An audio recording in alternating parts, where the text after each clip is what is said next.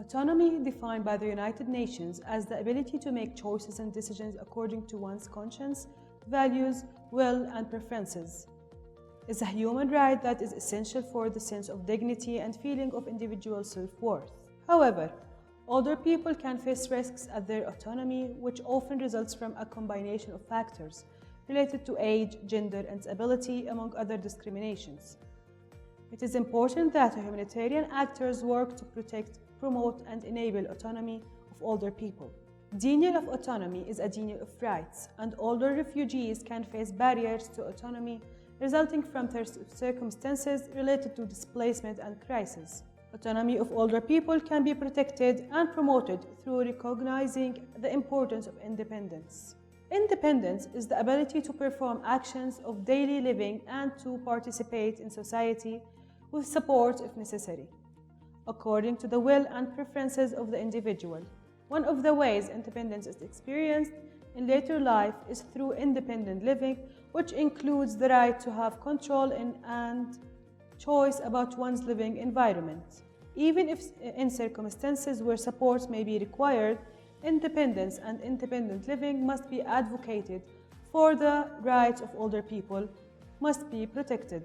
There are several ways in which independent living can be promoted and encouraged in a humanitarian settings: improving accessibility of homes, neighborhoods, and services centers, using universal design features in buildings, undergoing some basic home renovations, or introducing assistive products within individual homes can all go a long way to supporting older people to successfully continue to live independently.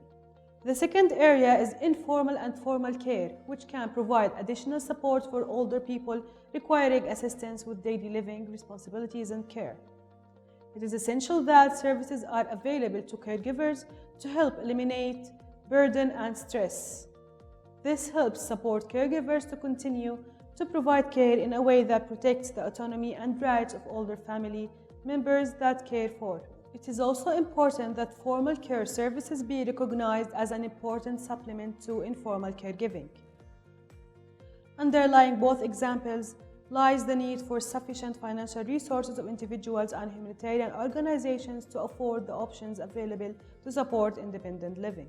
Humanitarian organizations should raise awareness of what is needed to support independent living for older refugees, raise funds, and allocate resources for independent living, and develop and improve services to better support these initiatives. Many resources and tools are available for organizations to use to help develop innovative programs and services that support older people to live independently with autonomy. In this module, we review tools to help humanitarian organizations to develop age-inclusive assessments, support informal caregivers, improve training of humanitarian staff, and involve community members to become more knowledgeable about aging and how to incorporate this into their work, identify and eliminate physical barriers in humanitarian contexts, help improve collaboration between different organizations to develop integrated and comprehensive approaches to support independent living. Finally, the WHO Age-Friendly Cities and Communities program is a global initiative that provides resources and guidance on how to approach developing services and networks to support independent living with autonomy. Every step an organization takes to be more age-friendly contributes toward making the community age-friendly. An organization can do this in small, low to no-cost steps, resulting in improved services provision that better supports older refugees with and without disabilities by recognizing and promoting independent living of older people through the mechanisms discussed in this module.